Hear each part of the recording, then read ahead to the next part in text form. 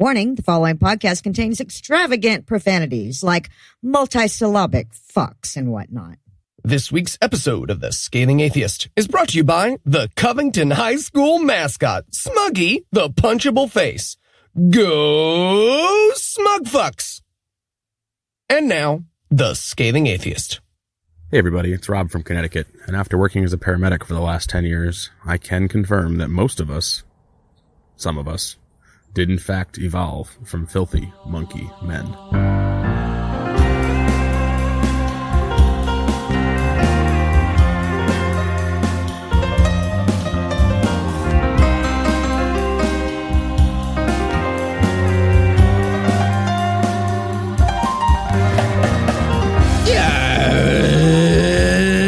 Thursday. It's January 24th. And it's Talk Like a Grizzled Prospector Day. It's what? I'm so drunk and alone. Sorry, what day did you say it was? I'm no illusions. I'm Eli Bosnick.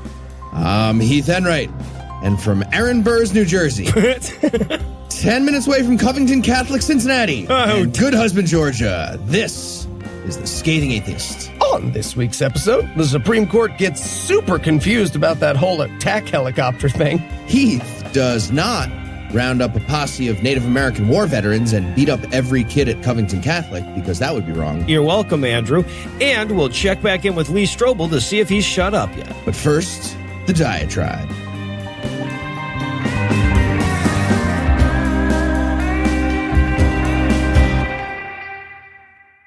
Okay, so I know we're primarily a comedy show, so I'm going to apologize in advance for this week's diatribe. It's a sad one. So if you normally listen to this show on the way to work to get a few laughs in through the commute, maybe you skip ahead to the headlines and you listen to this bit some other time, because I'm going to be talking about death this week, and not in the abstract. So if you've been to an atheist convention in the last decade or so anywhere in the Northern Hemisphere, there's a pretty solid chance that you met Deborah McTaggart while you were there. And if you met her, it's highly unlikely you wouldn't remember it. She was crazy short. Her hair was about 2 shades off of a fire hydrant, and she was gregarious for a Canadian. And even if you never made it to conventions, there's a pretty good chance you knew her as Heretic Woman from Beyond the Trailer Park. She was very much a member of the family of atheist podcasters that I'm proud to lend my fraternity to, and a cherished member at that. She wasn't just the kind of person that everybody liked. She was the kind of person that you couldn't even envision somebody disliking. And I say was because on Sunday morning of this past week, she died in her sleep. She was a frighteningly young 46 years old. And she was a listener, she was a colleague, and she was a friend. She liked Lucinda more than me, but to be fair, everybody who knows us does. And Lucinda's about the only person on the planet that could make her feel tall, so that probably factored into it as well. But my world definitely got a little darker when I saw the news on Facebook this week. So what do, right? I mean, we're atheists. There are a lot of differences between us and religious folks, but this is kind of the main one, isn't it? The fact that they get to hide in an imaginary shelter when storms like this come and pretend they didn't get wet. I mean, I still contend that religion doesn't help people, when their loved ones die. And as evidence of that, I'd offer up every funeral ever, but at least it helps them ignore the real hard parts, right? But not us. We have to take death right in the fucking heart all at once.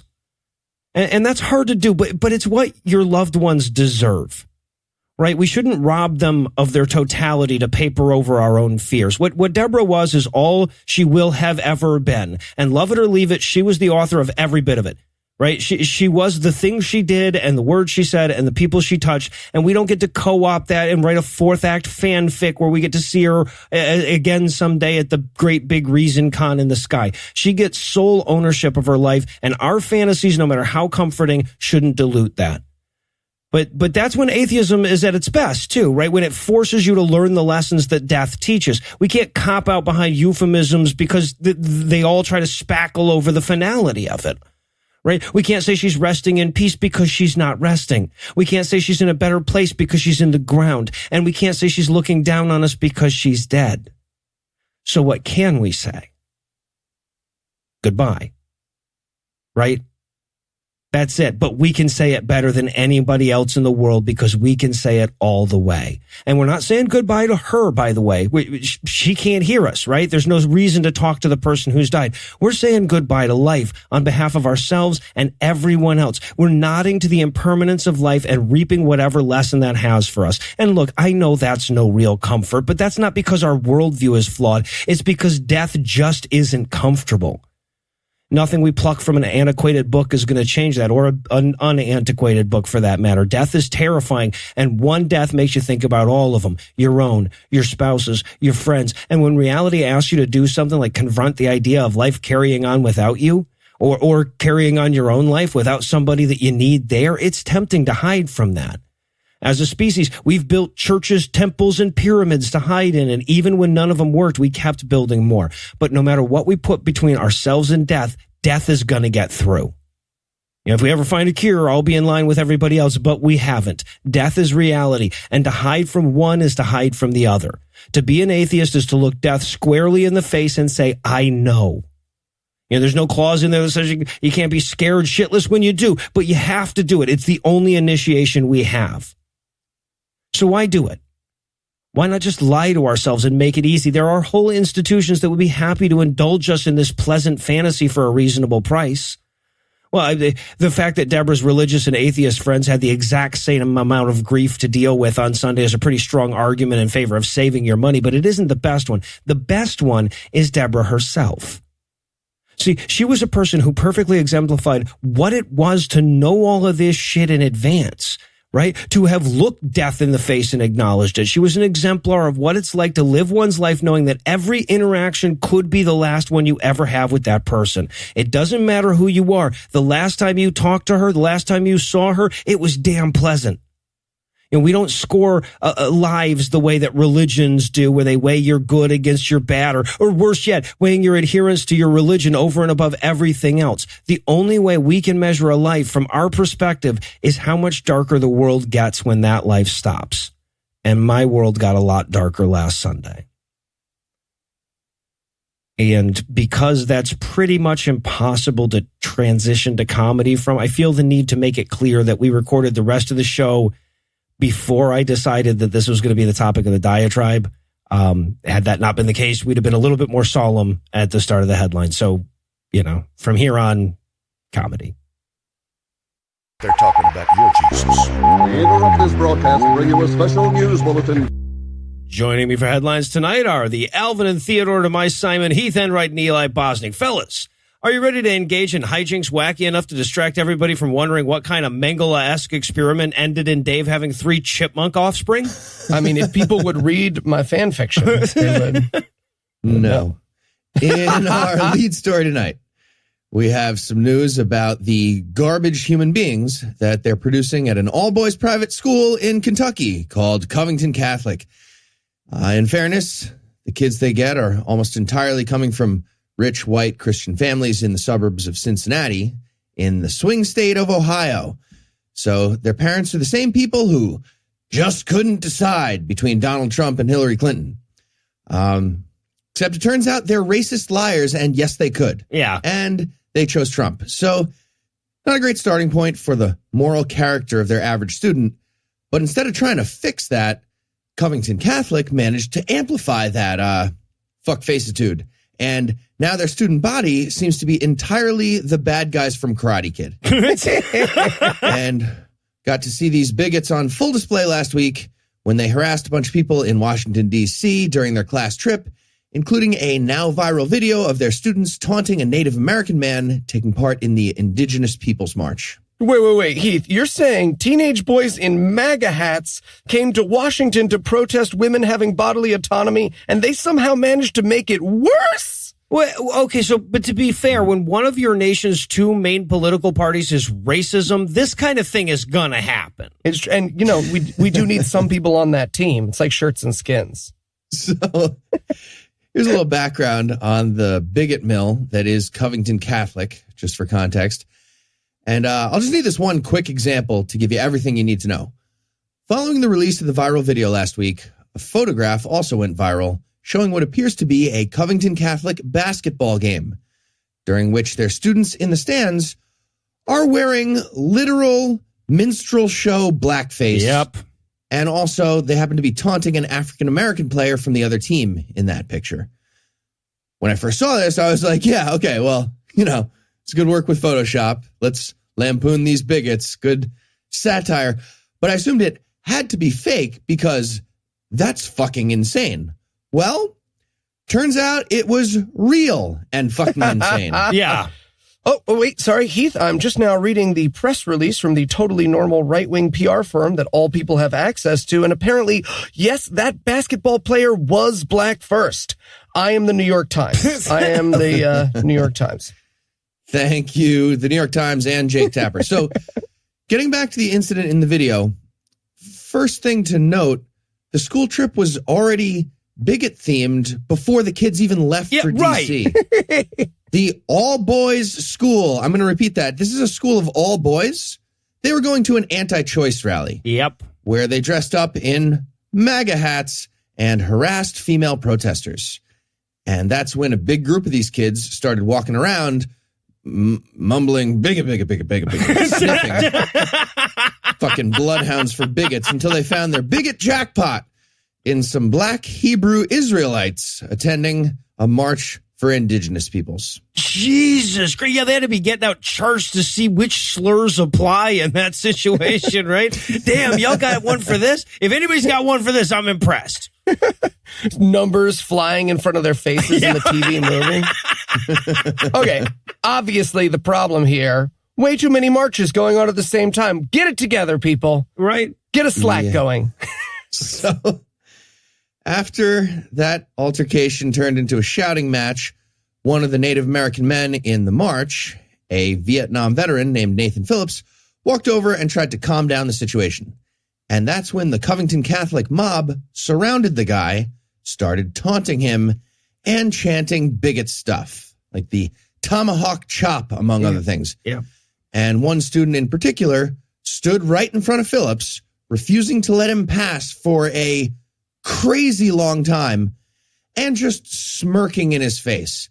Just like every asshole you're picturing from your childhood. Yep. And that kid is the one you saw the most if you watched the video. Well, he's both Christian and rich.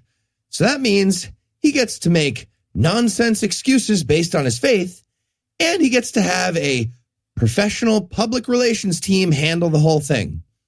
And of course, he gets to become the victim in their narrative. Somehow. Here's a couple of highlights from the statement he released.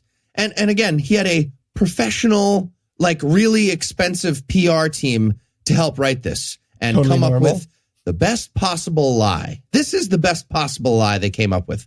Quote, I believed that by remaining motionless and calm, I was helping to diffuse the situation. That's diffuse. Yeah, he spelled that like diffusion, like the opposite of what he was trying to say. Yeah, exactly. Like the fucked up cultural diffusion that spreads ignorance across the country if they have a bigotry party to rally behind. Sometimes across oceans, too. So, yeah, Brexit. Continuing, I realized everyone had cameras and that perhaps a group of adults was trying to provoke a group of teenagers into a larger conflict. You know, like they do, typical adult thing. Yeah, adult stuff, right. To teenagers all the time. I said a silent prayer that the situation would not get out of hand, end quote. Fuck's okay, so his actual excuse was resting racist face. Yep, it was. Oh, that's so stupid. Well, at least no legitimate press agency or social media platform ran this obvious lie as though it was important to get both sides of this. I'm sorry, what? Oh, all of them? Okay, we have news that all of them did that. 100%. All of them, yeah. Okay. Yep.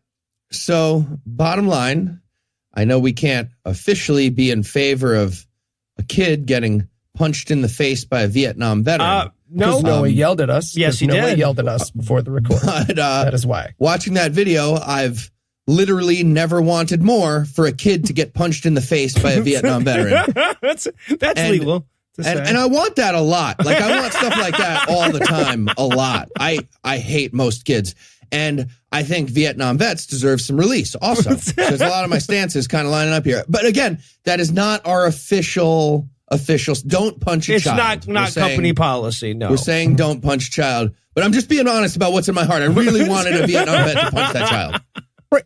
And for those of you looking for like the religious angle on this, just consider this exhibit A3443 that if you dig into literally any evil in this country, you're going to find religion funding it with taxes they don't pay. Yeah, and you really are not going to have to dig either, right? No, they're going to prominently display it in the name of their goddamn school. I was about to say, yeah, there you go. That was the religious angle. Yeah. Bible, Catholic, people. And in transmission news tonight, Christian hate scored a big win this week when the Supreme Court capitulated to the knee-jerk bigotry bone that Trump threw to evangelicals to shore up his numbers so long ago that he almost certainly forgot he'd done it until the SCOTUS news broke on Tuesday. So yes, the Supreme Court allowed Trump's transgender military ban to go into effect this week, despite mountainous evidence that it's cruel, hurtful, serves no purpose beyond discrimination, and actively harms our nation's military readiness. Yeah, but we can't have conservative Christian soldiers being forced to stand next to a trans person. That's like forcing a rabbi to stand next to a conservative Christian soldier. Fuck. All right. We ended up being the Nazis again. God damn it. No. Dollar in the Nazi jar. Man, that thing is getting full. Yes. We are going to have a hell of a pizza party. All right, so the policy, born of an overlong shit's worth of Twitter fumbling, was first announced in July of 2017, and then later he made grown-ups dress it up in real president words. And because he's technically a grown-up and he technically won the silver medal in presidenting, possibly without felonious levels of cheating, real professionals had to turn his, and another thing I don't like about the queers, into a national policy, which then had to be adjudicated by the highest court in the land, which got it wrong along party lines, by the way. No. Yeah. Just, I'm trying to think, like, what would have been a good way for a liberal person who cares about trans rights to help stop this? What would that be? Maybe tweeting? Maybe voting for Hillary Clinton? No. Stamps are tricky. Yeah, that's a whole thing. You guys have anything? No. But in other news, Caitlyn Jenner shot herself in the face this week saying, quote, I didn't think the bullet would hit my face. So, you know, it's a good week. It's a bad week. It's, you know. All right. Now, the military, for their part, never wanted this stupid fucking ban to begin with, right? It's not like, you know, potentially get exploded in one of Earth's shittiest places for $20,000 a year is a super easy sale to begin with. So they'd prefer to do it with as few, unless you're one of them ... as possible. They sought to clarify the ruling in the aftermath by fervently begging news outlets not to call it a transgender ban, even though that's what their commander-in-chief said it was when he announced it. Not a transgender ban. We don't want to use that term. It's just some new conceptual penis origin regulation. There you go. Aspects. Yeah. The best part is they literally had to pretend to do research to, quote, find new data so that they could make...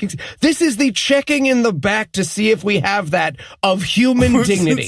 Yes. And some guy walking around in a circle in Pentagon. Are human beings worthy of respect? Oh, just need another week on this one. R's and P's on a piece of paper. Yeah. We can back order human dignity. Is that helpful for you? Yeah. No. Well, yeah, no, actually, that is the answer here. So, okay.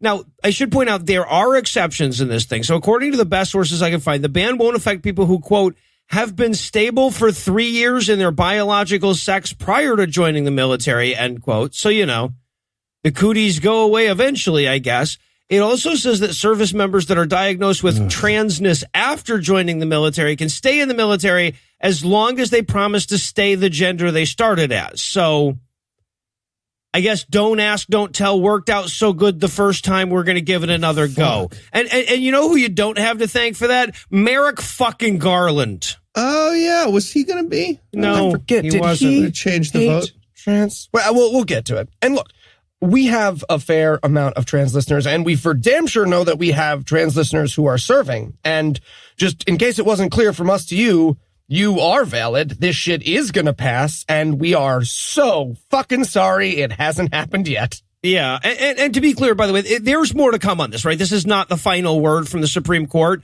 If you want all the details from a legal angle, let me plug Andrew's show, Opening Arguments, which I'm sure we'll be covering this decision in detail. But for now, like, while we continue to decide if this bigotry is legal, we're going to let the administration roll with it. Yeah, we're holding on. That's fine. Yep. And in biggest douche in the universe news tonight, fake psychics are fake. Sorry, unclear. Psychics are fake. Yep, there and you go. Everyone who says they're psychic is mentally ill or lying. Just for clarity. And apparently, news station KTUL in Tulsa needed a reminder of that this week when they aired a segment in which professional evil bitch Natasha Brock claimed to know the location of 2 murdered girls' bones. Oh, Jesus. Fucking stupid. So, if you're wondering what a news station full of adults did with this information, it was not throw it in the goddamn garbage. They contacted the family of the murdered girls and then followed the family to the location for fuck's sake that the psychic told them to go to with cameras, only to discover that the bones that the psychic had told them about weren't even human. She just came across bones? Yep. And did this? Bones. Yep. Yeah, and the mom got there and immediately she was like, no, those are ribs. Those are ribs like from a pig. There's a Chili's to-go box right there. You're just not, what are you talking about? Pan over, Geraldo Rivera's just got a napkin in his collar. You know? Right. And then... You going to finish that? Or? Okay. And then the segment just ends. Like, seriously, they don't go back and interview the psychic about being wrong. They're just like, coming up next is toothpaste, paste made of teeth. Stay tuned. Yeah.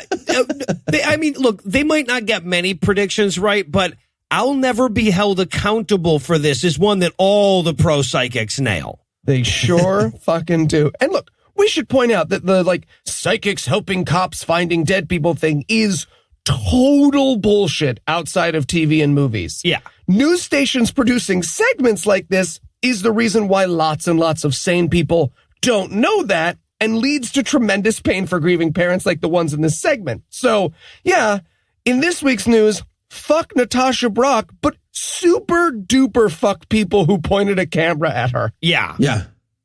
Just want to see like Chris Hansen standing behind that film crew with his own camera. Like, so KTUL fucked up another story. I'm Chris Hansen. Sure hope you guys don't shoot yourselves in the face right now. Don't do it. That's what I said.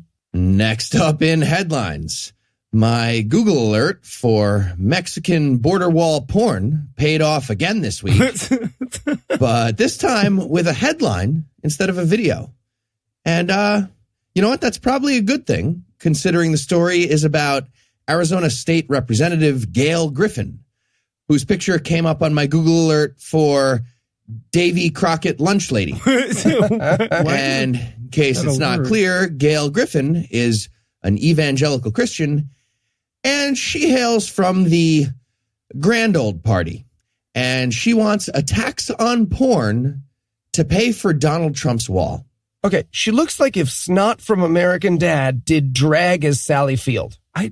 I don't think it matters where the snot comes from. Okay, so my question is she flexible on what we build the wall out of? Because there may be a solution. We might be able to put a Shakey's Pizza right there. Ooh. She looks like maybe she's got some mortar to her face. She's like a clay type of face. Maybe that. I don't know. Yeah, and it's like sinking under the weight of the hair.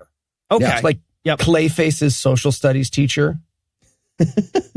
Yeah. So, Gail Griffin proposed a new bill last week that would place a tax of $20 on every person who wants to watch porn on the internet. The new bill would force every internet service provider in the country to block all pornographic material.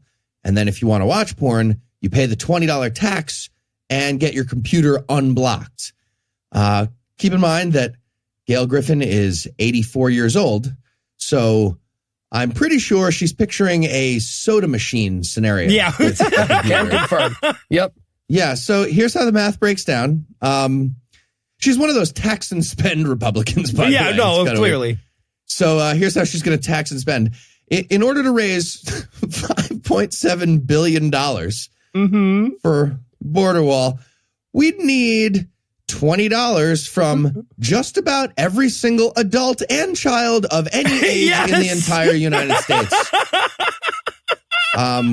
So math checks out. That's who wants porn. Well, no, true. Still, not a good idea. Regardless, that's not a good idea. Also, it's unconstitutional, and I'm pretty sure I'm being detained. I am feeling... I will ransack a birding station. I am feeling very detained. Next up in headlines, according to convicted felon Michael Cohen, who's already been sentenced and gains nothing by admitting things at this point, according to him, we were correct about pretty much everything we've been saying about Donald Trump since 2015. Yeah. And Cohen also told us a bunch of stuff that's even worse than we thought. And the latest example is Cohen's admission that he paid the chief information officer at Christian fundamentalist hate school Liberty University to rig online polls in favor of Trump during the 2015 primary season. Yeah, they had to cheat to be popular in their own goddamn party. Yep. I mean, guys, we have been going about this all wrong. We set up some minion memes about killing yourself. We send them out into the universe. We can kill Trump's base overnight. These people are easy to convince. I'm sorry. I'm still stuck on the idea that somebody at Liberty University had the audacity to call themselves the chief information officer. Right? Like he had a card. He had to put that on a fucking card, and he didn't. Yeah, okay. Fuck. Staples keeps calling him back. Are you sure? I'm sure. Stop. But it says, I know what it says. So at this point, a story like this isn't surprising at all. This is exactly the kind of thing we've come to expect from news about the Trump campaign. But this time, it's almost suspicious the level of Trumpiness we got. Like, every detail of this is Trumpier than last. So first of all, when you're looking for an information technology expert or an expert in any other real or reality thing, Liberty University isn't going to be the best idea. That's not where you want to go. That's fair. As evidenced by the fact that the guy they hired, John Gager, didn't even succeed at the poll rigging. Part of the plan was to get Trump listed in the top 100 of a CNBC poll about the best business people in the country, and Gager failed. His theological hacking got bested by the secular firewall at CNBC, so he didn't even do that. His clickbot fails, and the guy's like, all right, looks like we're going to do this the old-fashioned way. Click, 1, Trump, awesome. Click, 2, nailing it. Here we go. Click, 3 already. This is flying by. My wrist hurts. Well, it's a good thing to know, though, that online polls from the 7th most popular cable news network are harder to rig than the Electoral College. Yup. That's a fact. So here's the Trumpiest detail of the whole thing. Trump and Cohen didn't even fully pay the guy. Nope. They still owe him money. Yeah, this is so amazing. Yep, they breached the contract. According to the Wall Street Journal, the Trump campaign agreed to pay Gager $50,000 for his work. And at some point in 2015, he showed up at Trump Tower to get his money. But instead of a check for the amount on the bill, like you might expect from a grown-up who hired you for a job, Michael Cohen was there, and he handed Gager a Walmart bag with $12,000 in cash. Couldn't even get a bag from a good store. Also, along with that, yes, Walmart bag of cash for less by a lot than the amount. He also got a used boxing glove that Cohen claimed was worn by an MMA fighter during a match. Trump couldn't even spring for the second fucking glove. Yes. Also, that's literally the example they use in economics textbooks for useless thing, a left glove by itself or a right glove by itself. Gloves are perfect complement goods. He gave him the prototypical useless thing. God. Point being, getting employed by Trump is useless at best. Yeah. And Michael Cohen knows that better than anyone. So, yep. That's just another depressing look at how our democracy got hijacked. But if there's a silver lining in this, I'd say it's the following. The other team is hiring people from Liberty University sometimes. As long as you don't point out that we're losing, that really does pump you up a bit about our so let's not point that out. Yeah, by a lot. We'll beep that. Exactly. And in WM Triple D's news tonight, you might be stupid, but are you listed as a global threat stupid? If not, guess what? You have Jenny McCarthy beat. Yep. Yes, you do. Former lady who people wanted to see naked, current baby murderer, and for some reason still New Year's Eve host Jenny McCarthy and her movement of, quote, vaccine hesitancy, end quote, made it onto the World Health Organization's list of 10 threats to global health in 2019. Well, I feel like they need to drop that hesitancy term, though. If these people were just, a little timid and we got to stab a bunch of trembling idiots with a needle, I'd be fine with this. But that's not what's happening. They're just hesitating. Yeah, right.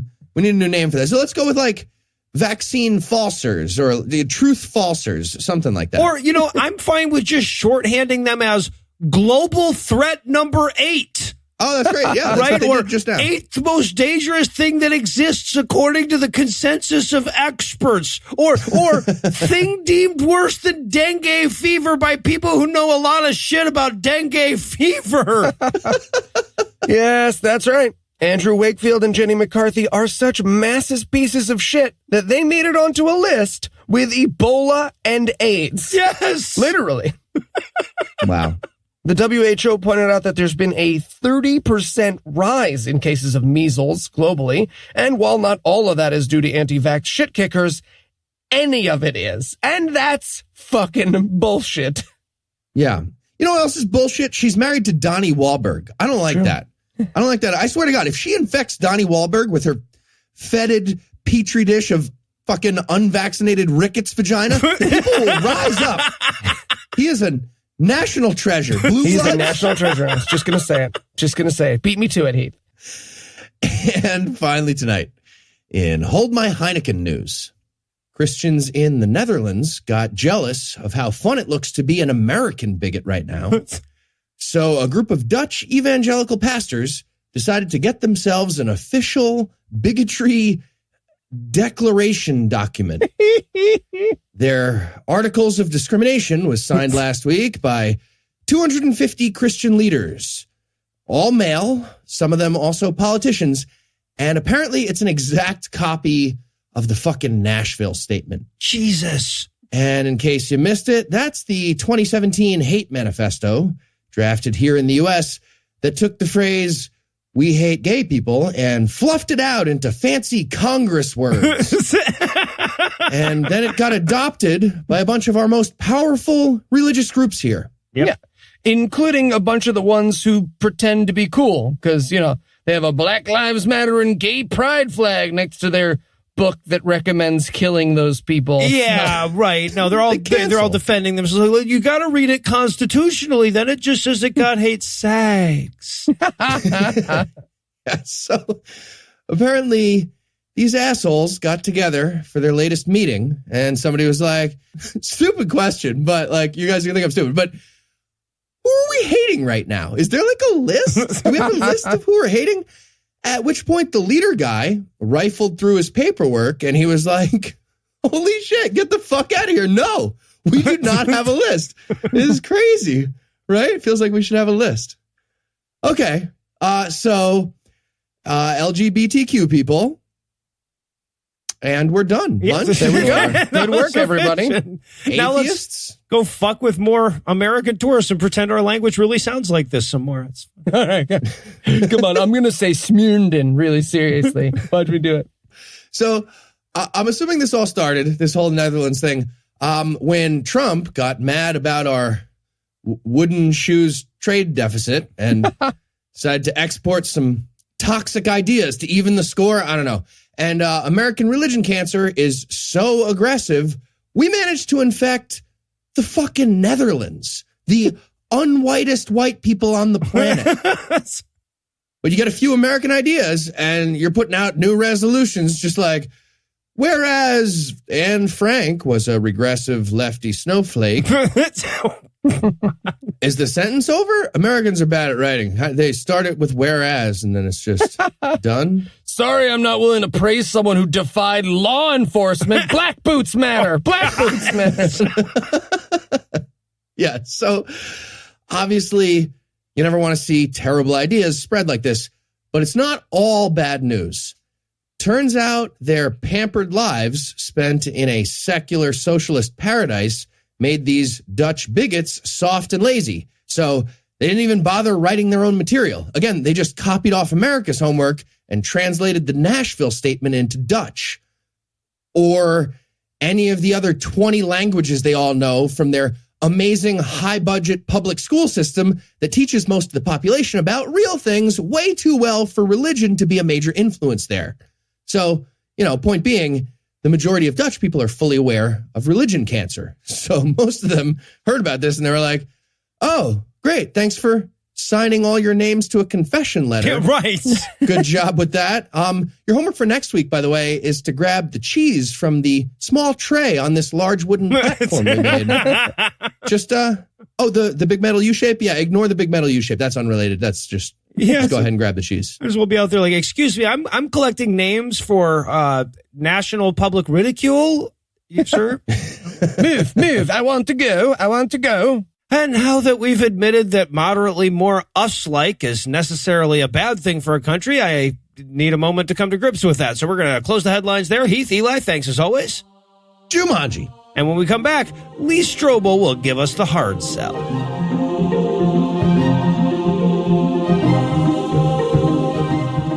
You know how sometimes you'll be engaged in a long project that you've been looking forward to accomplishing for a long time, and even though you've been wanting it to be over forever, when you start to get towards the end, you realize you're actually going to miss it, and you kind of wish it would go on a little longer? Yeah, me neither, which is why I'm pleased to say this is the penultimate installment of The Case for Christ. Fellas, we're almost there. It's just this and the therefores. How excited are you? Not excited. No. The boo. Until the therefores are gone, Heath is team boo. Yeah, well, I won't point it out yet, but it's not like we've got a good book lined up after this one. And, of course, joining us once again in this celebration is my lovely wife, Lucinda. So, Lucinda, are you eager to finish or what? Yeah, I'm used to it. All right, so quick before I can reflect on the double entendre there, let's dive into Chapter 14, the circumstantial evidence. Are there any supporting facts that point to the resurrection? Okay, guys, be honest. When you read that, you at least wondered whether Lee Strobel was going to offer up his own book as evidence for Jesus. Right? Like Exhibit Z was going to be, plus, if there wasn't a Jesus, this book would have been a crazy waste of time, huh? Call me a liar? There's a selfie of Lee Strobel dabbing like he's on a field trip to Auschwitz. He's pointing at an empty tomb. Yeah. This points to the resurrection. But instead of that, which would have at least been succinct, we have to start off with irrelevant dead people. And since he feels the need, I guess, to up the morbidity with each chapter, the opening sentence of this one is literally, quote, "No witnesses watched Timothy McVeigh load 2 tons of fertilizer-based explosives into a Ryder rental truck," end quote. And the Oklahoma City bomber was there, of course, in case you were having trouble with the concept of circumstantial evidence. Yeah, no, this is good. You know what I had not considered yet? The argument from Timothy McVeigh. Right. Important ground to cover. And ultimately, this leads around to him saying, circumstantial evidence is the best kind of evidence. So really, we're lucky to not have a bunch of first-person accounts fucking up the solid case we're making for Jesus. Yes. And, okay, so this leads us around to his circumstance expert, philosopher, apologist, actual smart guy you might have heard of, and signatory of the Nashville Statement. This is the 13th interview, J.P. Moreland. And the fuck me description at the beginning tells us all about how animated and bouncy he is when he gets excited. To hear Lee tell it, J.P. Moreland sounds adorable. Right? There's also maybe my favorite moment in the entire fucking book, that awkward little bit where Lee openly envies JP's ability to, quote, construct his case in complete sentences and whole paragraphs without wasted words or extraneous thoughts. End quote. Best part of the whole book. Oh my God, it humanized Lee so much for me. He's the guy's writing a whole book while wistfully envying those of us with the ability to think in whole sentences. Yep. And after praising this guy for speaking in a coherent series of words, such as the elusive sentence, and praising him for leaving out extraneous thoughts, that was the other part of that praise. Right after that, Lee Strobel immediately launches into 2 enormous run-on sentences that don't matter at all, containing literally 3 parentheticals. Yes. 2 sentences with 3 ridiculous parentheticals. Like, he might as well have a hyphen right in the middle of this whole thing and just be like, and then I started crushing up 80 milligrams of Ritalin on the desk. It tastes like bitter. My mom says I have to keep taking it. My mom has dark gray hair and silver-rimmed glasses. Better now. I feel Lee Strobel's pain, but seriously, his example of this dude's razor-sharp mind is that he could stop talking while Lee changed the tape on his tape recorder. Yes. And then start talking again. Which leads to the obvious question, who did he interview that couldn't do that? We are on the 13th. I'm changing the tape. Just don't scream while I'm changing the tape. Sorry. Well, he also takes a moment to shit on philosophy here. He's like, sure, he does all that gay Kierkegaard stuff, but he also does real stuff like history and chemistry and stuff. And then Lee Strobel promises us via J.P. Moreland 5 undisputed facts that act as circumstantial evidence for Jesus being the Lord and Savior. 5 examples that are, in the words of the book, quote, not in dispute by anyone, end quote. Okay, let me figure this out. Undisputable. So 5 putable facts that nobody never. Damn it. Let me start over. You get one of those rails. You got some more Ritalin? Great. We're going to go through all 5 in order, and we start with Exhibit 1. The disciples died for their beliefs. Yeah, he details how hard the disciples had it in starting a religion, but we all agreed that at least some of the religions that started were wrong, right? So how can this be offered up as evidence that any one of them is right? And he's like trying to convince us. He's like, they didn't have a mansion waiting for them in the Mediterranean. Dude, they had a forever life in a gold-covered sky city. Right? You don't want to use the what they had waiting for them argument. No. Also, they were like in the desert in the year, whatever, 30-something. Like it sucked, I'm sure, too. Right. Yeah, this is the infamous die for a lie argument, which is severely undercut by the existence of suicide bombers in different religion.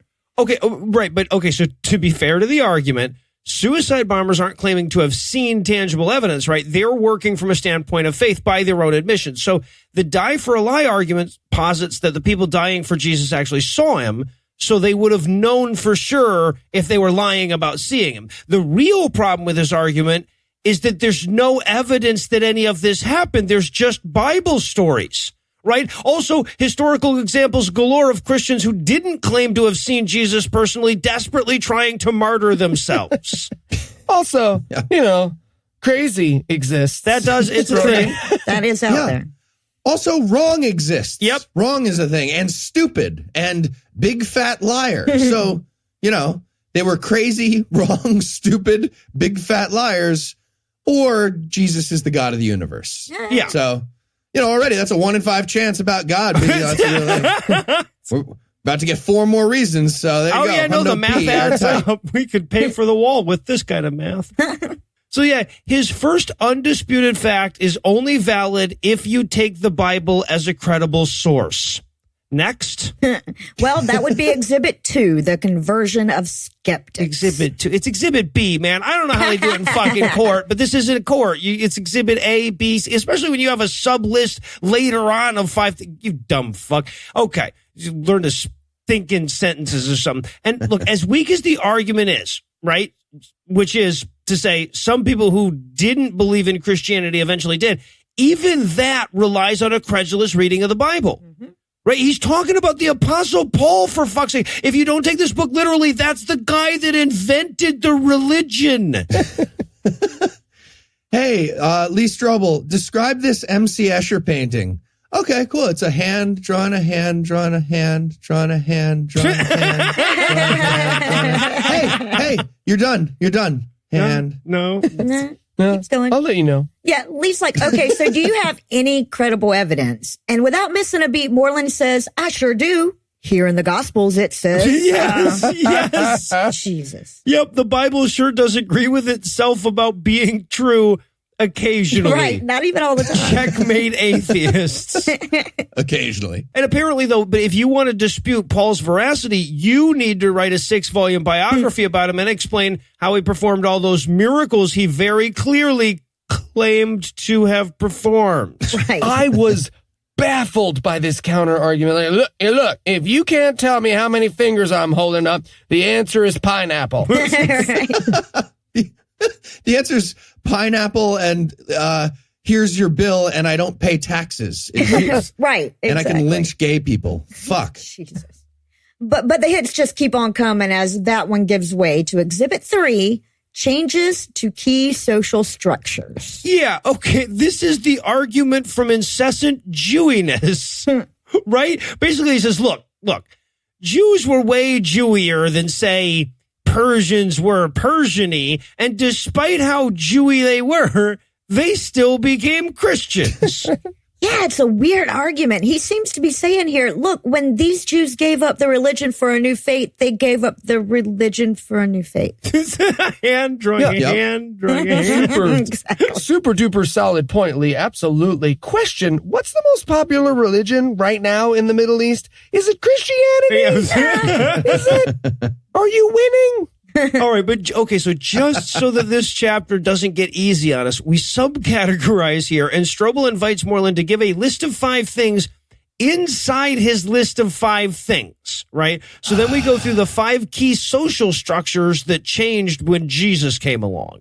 Yeah, first of all, they stopped killing all the goats and slinging the chickens. I lived in Brooklyn. No, they fucking didn't. No, the Christian.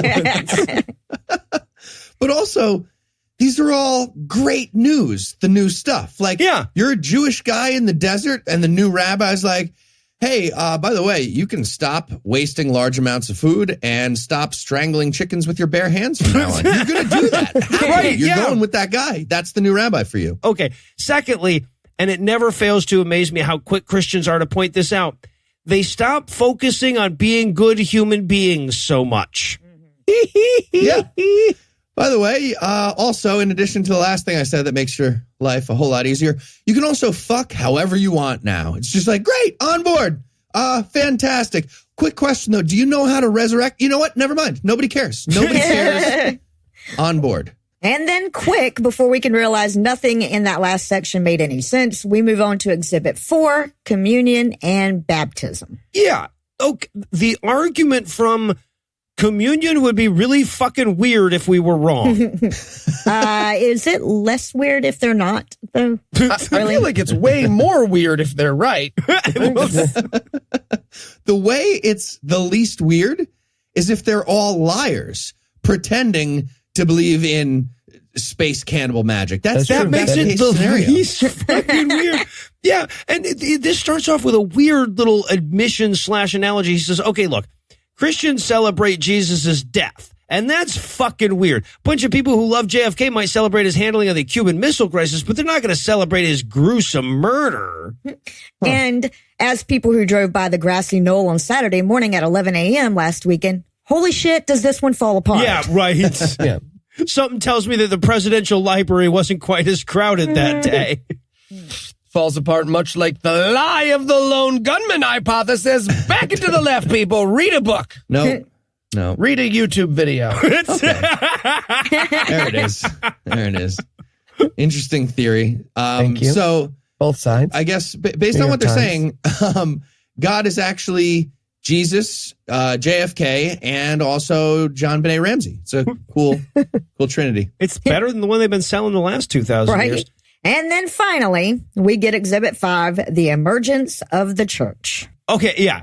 And if you hear that subtitle and think to yourself, holy shit, this guy's reasoning couldn't possibly be circular enough to argue that the existence of the Christian church is circumstantial evidence of the Christian church being correct, can he? Then you haven't been paying any attention at all, not just to this segment, but to this book. Yeah, he can. Yeah, now it's just MC Escher about to 69 himself, drawing himself with cum, drawing himself with cum. The argument from that. Gross.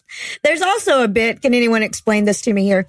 The bit where he argues Christianity must be true because people named their dog Caesar? I'm confused. What?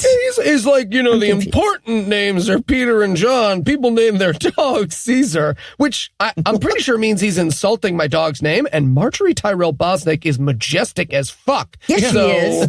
1, she's real. 2, I win. Yeah, we named dogs after Caesar because they're not majestic and august. Wait. Dictionary. I mean, I know we all have a mutual friend named Caesar that listens to this show, so I don't think he'd find it as convincing as Lee I hope he has a did. dog named Jesus. Yeah. And then he ends it with, you know who else was a Christian? The Guinness World Record holder for most cases ever won. That's who the fuck was a Christian. What? The world's tallest man. But the chapter's not quite over yet. And so there's one last subheading that reads, Taking the Final Step. Oh, right. Yeah. Just in case you were in danger of taking this asshole seriously, Lee adds a little addendum where he offers up, J.P. Moreland offers up as evidence of his religion being true, the fact that he feels in his heart like it is. This is so weird. Stupid. And Lee's like, wait, doesn't that fall apart if you think about it at all? And Moreland goes, no, only if you think about it correctly. Yeah. Moreland might as well poke him in the chest and be like, what if Jesus has been here, Lee, all along? He does. He does. Yeah. He does. Not might as well. That's actually the ending. That's their big close. This Yes! plot was crazy. Like, He lives right clinically there. insane, both of these people, right? JP Moreland's like, yeah, so now that I've proven to you that Jesus got resurrected, we should probably go find Jesus in real reality. And Lee Strobel's like, yup, we're doing this together. You're walking with me. We're seriously doing this. Seriously doing this right now. Gonna find the physical person of Jesus. What you just, I want you to just repeat it back to me so you can hear it. What you just, What you said. Put it in the book, man. I mean, people are going to read this thing probably. we're walking down the hall. You're committing to this bit. Where are we going? All right, we're doing this. All right, but our work here isn't quite done yet because Lee Strobel is still slaving under the unevidenced opinion that making us think more about the stuff he just said helps his argument. So it's time for a few deliberations. All right, pop quiz time. Here we go. Here we go. Question 1. The disciples were in the unique position of knowing for certain whether Jesus had returned from the dead, and they were willing to die for their conviction that he did. Again, according to the Bible. Can you think of anyone in history who has knowingly and willingly died for a lie? What degree of certainty would you need before... I'm not done yet. Hold on. What degree of certainty would you need before you'd be willing to lay down your life for a belief? How thoroughly would you investigate a matter if you were going to base your life on it? So no one has ever asked Lee if he would die for his wife, or he hates his. I'm so confused. Like someone Or was he's like, honest hey, about right, whether anything. he would. Okay, I'm sorry. Someone who died for a lie. Gee, shucks. Do we cover those people constantly on this goddamn show? I saw a video of a guy nearly hack his arm off because he thought that his chi was going to protect him. What about that maple syrup kid in Canada? Do I win? Have I won yet? Yeah, also, I'm pretty sure Jesus died for a lie, no? JFK, John Benet Ramsey, there's a bunch. It's not a small list. But for me personally, I wouldn't die for the truth either. Yeah, Like, that's just dumb. All this tells me is the apostles were stupid. I myself am just going to take that last question about how thoroughly one investigates something before basing their life on it. I'm the only person in my family who A, isn't a Christian, and B, has read the Bible. Yes, either, not and, either. Exactly. So you lose. Question 2. What are your most cherished beliefs? What would it take for you to abandon or radically rethink those treasured opinions, especially if you truly believe you are risking damnation of your soul if you are wrong? How does your answer relate to the historical facts that thousands of Jews suddenly abandoned 5 key social and religious structures shortly after the crucifixion of Jesus? And I'm just going to open this up by saying evidence. Yeah. Okay? Evidence. There's like all the beliefs, cherished or otherwise, evidence would get me to abandon any position. What I love most about this is that this is such an interesting question if it is asked by anybody but a Christian. Yeah, right. Anyone but a Christian, you're like, oh, what a good question. And then the Christian is like, boo, this is trap. It's a weird trap. You're going to tell me a word means in Greek, aren't you? You're telling me what Yeah, a word means in Greek. abiogenesis is a fascinating subject. They just don't want to talk about it is all. Crystals. Oh, Lee. I'm going to go with $8. It would take $8, Lee Strobel. We take PayPal. You have a lot of evidence to believe that's true, Lee. Do you want to save my wife's soul or not? Money where your mouth is, asshole. Yeah, my most cherished beliefs. I don't cherish beliefs. Again, that's dumb. Why would you cherish? And a giant mob of people that threatened to kill me would get me to pretend whatever the fuck they wanted. Or a guy offering free food and free cum. Like, I'll a lot of ways this can work for them. Okay, question 3. Other than the resurrection of Jesus, can you think of any explanation that would simultaneously account for all 5 categories of evidence that J.P. Moreland discussed? How do you think someone like him would respond to your hypothesis? Well, I think my favorite thing about this question is the implication that society's changing over time is in need of a specific cause. Yeah. Yeah, let's see. Okay, so can I think of anything other than the resurrection that would explain it? How would Moreland respond to my yes, and poorly. Yeah, I just took the second one I wrote, probably by sticking his fingers in his ears. Yes. So we gotta... All right, but it can't be over quite yet. Finally, question 4. Moreland ended his interview by talking about the experiential test. What would have to happen before you'd be willing to take that step yourself? A stroke? I don't get that. You'd have to be correct. My wife would ask why I was making that face. I'm confused. Searching for some Jesus. All right. Well, okay. Gotta be honest here. I'm at a bit of a loss. I have closed 15 of these segments now, and I'm not sure how to do one with good news. But here it is.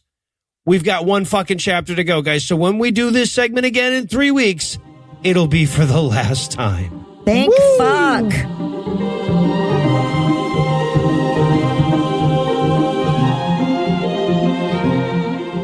Before we spin this episode and tuck it under the loaf, I wanted to offer Lucinda's apology for the lack of a twim this week. She promises to be back with extra misogyny next week. Anyway, that's all the blasphemy we've got for you tonight, but we'll be back in 10,022 minutes with more. If you can't wait that long, be on the lookout for a brand new episode of our sister show's Hot Friend God Awful Movies, debuting at 7 a.m. Eastern on Tuesday, and an even newer episode of our half-sister show Citation Needed, debuting at noon Eastern on Wednesday.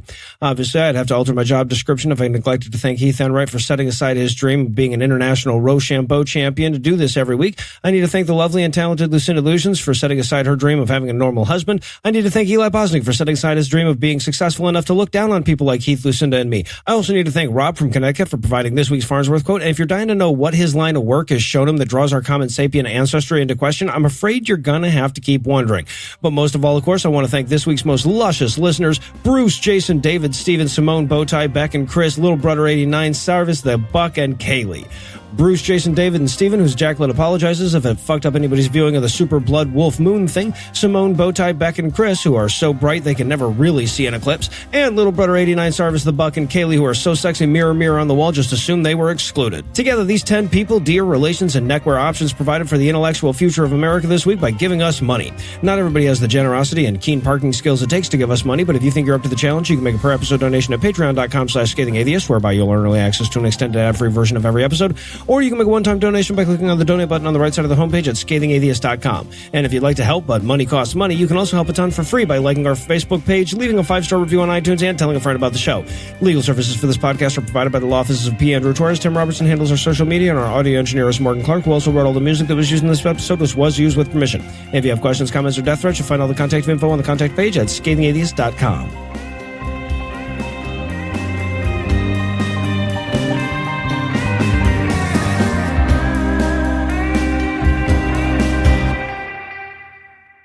Eli, what's the name of the book? My butt fucked me in the butt. What was it? Pounded in the butt by my own butt. Pounded in the Eli, butt by my you own butt. really should have just gone with, like, what are you talking about, Heath? That would have been the best. That's true. The preceding podcast was a production of Puzzle and a Thunderstorm, LLC. Copyright 2019. All rights reserved.